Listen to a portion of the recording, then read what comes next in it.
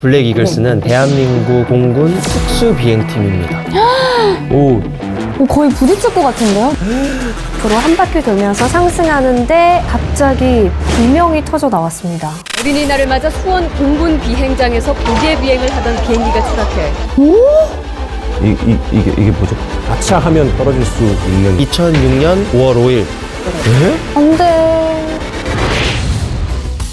안녕하세요. 스토리텔러 병장 김동현입니다. 그날 군대 이야기에 오신 것을 환영합니다.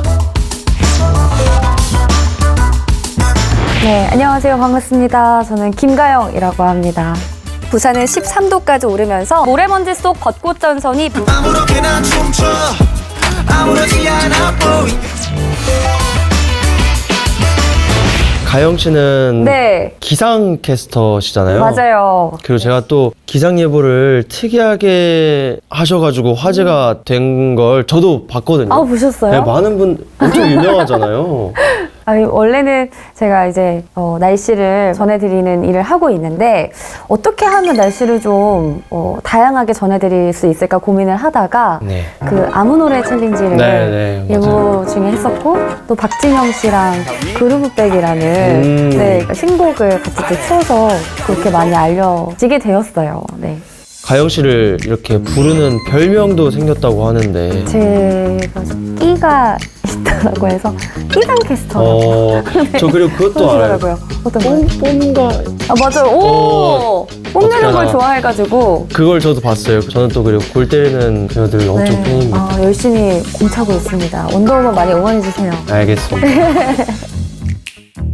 안녕하세요. 스토리텔러 이혜성입니다. 그날 군대 이야기에 오신 것을 환영합니다. 안녕하세요. 네, 초대해 주셔서 감사합니다. 배우 유희재입니다. 뼈를 조각조각 분해하거든. 야망각. 아, 야망 덩어리. 희재 씨 오늘 처음 뵙는데 체격이 굉장히 좋아 보이세요. 평소에 운동을 좀 많이 하시나 봐요. 아, 이게 다 그 대한민국 육군이 선물해 준 체격입니다. 육군이 준 선물이요? 네. 아, 제가 육군 8사단에서 이제 군복무를 했는데요. 제가 처음에 신검 받을 때 시력이랑 저체중 때문에 2급 판정을 받았습니다. 그래서 군대 가기 전에 52kg로 입대를 했는데 그때 이제 강한 육군 만들기라는 캠페인을 육군에서 하고 있었어요. 아. 그래서 이제 일과 시작할 때 그리고 끝날 때 계속 체력 단련을 해가지고 전역할 때는 이제 78kg로 전역을 했어요. 와, 그럼 뭐 26kg 근육으로 찌우신 거죠? 또 이제 삼시세끼 잘 먹고 운동을 하다 보니까 거의 다 이제 근육으로 와. 체격을 만들어서 나왔습니다. 진짜 대단하시네요. 군대 밥이 저는 잘 맞았어가지고. 군대 체질이시구나. 희재 씨 또 5월이 가정의 달이잖아요. 네네네. 혹시 뭐 계획하고 계신 거 있으세요? 아, 전 이제 어린이 할 땐 좀 지난 것 같아서 이제 어머니랑 뭐 아버지랑 누나랑 같이 이제 네. 단란하게 이제 가족 식사하지 않을까. 5월에 또 저희 집에 저랑 제 동생이 생일이어서 아마 같이 외식하고 시간 보내지 않을까 생각합니다. 오늘 제가 들려드릴 이야기의 주인공도 네. 5월을 맞아 가족과 함께 즐거운 시간을 보냈는데요. 지금부터 오늘의 주인공 공군 김도현 중령을 만나러 가볼게요.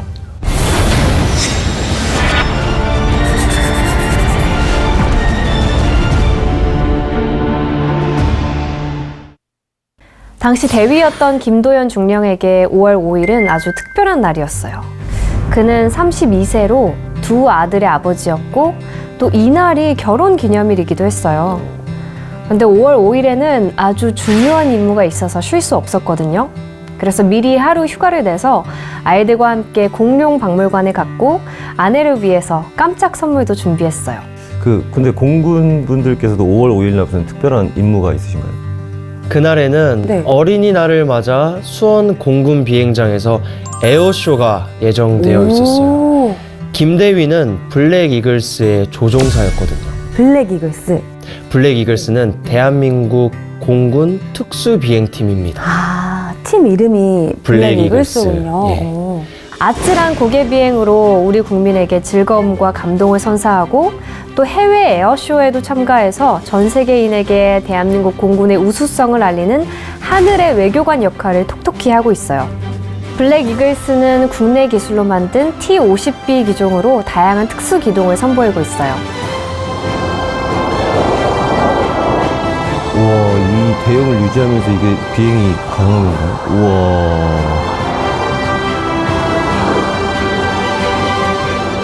오, 하트. 하트 모양. 오, 하트를 쐈습니다. 오!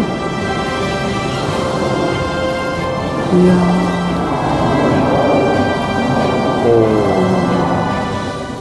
우와. 우와, 멋있다. 잘한다, 블랙 이글스. 브라보.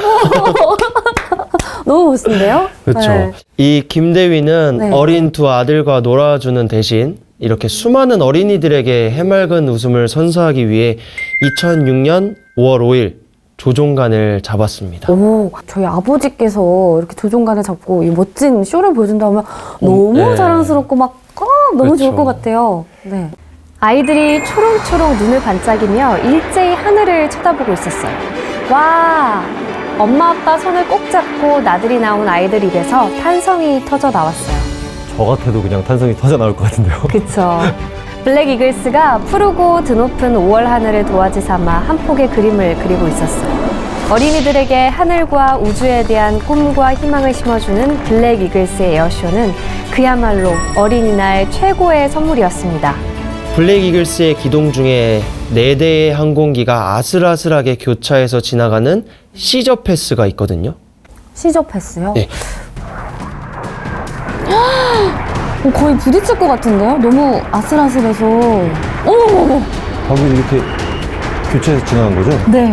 지금 거의 간격이 저희 지금 앉아있는 이 간격보다도 훨씬 가까운 것 같고 사람으로 치면은 약간 옷깃이 스치는 정도? 이게 그래도 실제 비행기니까 안전을 확보하기 위해서 한 50m 정도는 거리를 두고 좀 50m.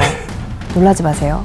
비행기 사이의 수직거리는 1에서 2m 정도 되고 수평으로는 날개 사이가 30cm라고 해요. 30cm.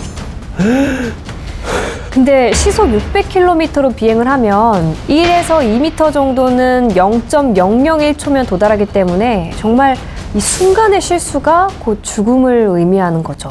진짜 조금만 어긋나면 바로 부딪히겠네요. 맞아요. 0.001초 사이에. 이런 아슬아슬한 공중 고개 비행을 하는 블랙 이글스 조종사가 되려면 어떤 조건을 갖춰야 할까요? 총 비행 시간이 최소 700시간을 넘어야 하고 비행 교육 과정 성적은 상위 3분의 1 안에 들어야 한다고 합니다. 그리고 전투기 4대 이상을 지휘할 수 있는 편대장이어야만 하고요. 근데 아무래도 고난도 기술을 이렇게 선보이려면 당연히 자격 조건이 까다로울 수밖에 없을 것 같아요. 맞아요. 네. 블랙 이글스 대원이 되기 위해선 꼭 거쳐야 하는 마지막 관문이 있어요. 바로 모든 팀원이 한 명도 빠짐없이 동의를 해야 한다는 거예요. 만장일치로. 이 좁은 간격을 유지하면서 비행을 하는데 팀원들 사이에 탄탄한 신뢰가 없으면 불가능하겠죠. 그래서 블랙 이글스의 구호가 바로 팀워크입니다. 아까 그 편대비행 보고 이런 영상들 보니까 딱 잘 어울리는 구호 같습니다. 그쵸, 이해가 가시죠? 네네네. 2006년 5월 5일에 선보인 에어쇼에는 항공기 6대가 참가했어요. 항공기마다 역할이 다 다른데요. 1번부터 4번기를 포메이션, 5번과 6번을 솔로기라고 불러요. 김대위는 6번기에 탑승하고 있었어요. 솔로기에. 예. 네. 어린이들의 기대를 한 몸에 받으며 5번째 기동이 시작돼요. 오포징 A롤이라고 하는 기동인데요. 5번기와 김대위가 탑승한 6번기가 정면으로 접근해서 교차한 후에 살짝 기술을 들고 옆으로 한 바퀴 돌면서 상승하는데 어이! 어린이날을 맞아 수원 공군 비행장에서 고개 비행을 하던 어린이날을 맞아 수원 공군 비행장에서 고개 비행을 하던 비행기가 추락해 조종사가 숨졌습니다. 이게 뭐죠? 김도현 대위가 타고 있던 6번기가 추락을 한 거예요. 그 지점이 활주로와 보조 활주로 사이 잔디밭이었는데요. 관람석과는 불과 1.8km 떨어진 거리였다고 합니다. 중령님께서는 그대로 그냥 추락을 하신 거군요. 네. 당시에 제가 넘버 2번기의 탑승 조종사였고 김도현 중령은 6번기 조종사였습니다. 당시에 이제 6번기 탄 김도현 중령은 5번기하고 양쪽에서 이렇게 교차하는 교차 기동을 하는 과목이었습니다. 블레이글 대장님께서 라디오 콜로 넘버 6 풀업이라는 라디오 콜이 나왔습니다. 더 이상 내려오지 말고 기술을 올리라는 뜻이거든요. 기술을 올려라라는 말이 나온다는 이 상황은 굉장히 좀 위험한 상황이라고 직감적으로 알 수 있었습니다. 그래서 활주로 쪽을 이렇게 딱 쳐다봤는데 제가 본 것은 이제 활주로에서 약간 불이 나 있는 상태, 그런 상태였었습니다. 공군 사고조사위원회에서 밝힌 사고 원인은 엔진 고장이었습니다. 5번기와 교차한 후에 왼쪽으로 횡전하는 도중에 6번기가 엔진 압축기 실속에 돌입해 정지했습니다. 이 아들의 사고 소식을 들은 어머니의 심정은 어땠을까요? 실감도 안 나고 뭐 꿈이었으면 얼마나 좋았겠어요. 뭐 천을까 이래 덮어놓고 이라니까 우리가 못 보지만 얼굴은 보였는데 얼굴은 통통 부어가지고 뭐 완전히 엉망진창이죠. 그래도 우리 아들 거라고 확인은 되더라고요.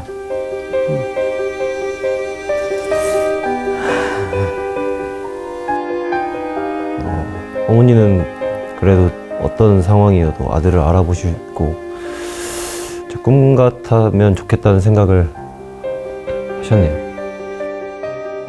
사람들의 마음을 더 아프게 했던 것은 바로 김대위의 마지막 모습이었습니다. 그의 왼손은 스로틀을, 오른손은 조종간을 붙잡고 있었습니다. 그게 무슨 의미인 거죠? 희재 씨가 이 중에 첫 번째 항목만 읽어주시겠어요? 블랙 이글 팀 수칙.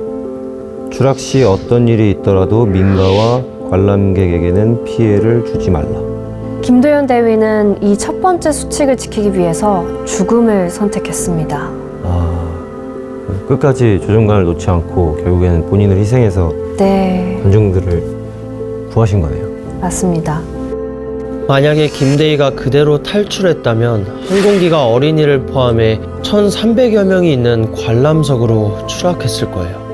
이게 아무래도 또 어린이날이고 행사였고 어린이를 포함한 가족분들이 있었기 때문에 국민들을 보호해야겠다라는 생각이 어떤 본능적으로 나왔을 것 같아요. 근데 만약에 저였다면 과연 국민을 지키기 위한 선택을 할 수 있었을까?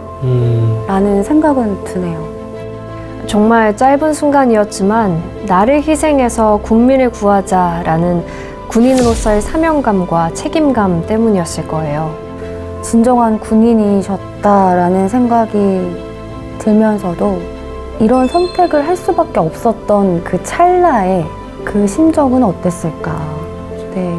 그때가 수원 비행장인데 어린이날 행사였거든요. 어린이들도 되게 많았고 활주로하고 관객들이 있는 거리도 가까웠고 아차 하면 그쪽으로 떨어질 수 있는 상황이었는데 선배님의 평소에 생각해 왔던 어떤 그런 신념이라든지 교육 훈련 어떤 그런 것들이 자연스럽게 나타나서 판단이 된 것 같습니다.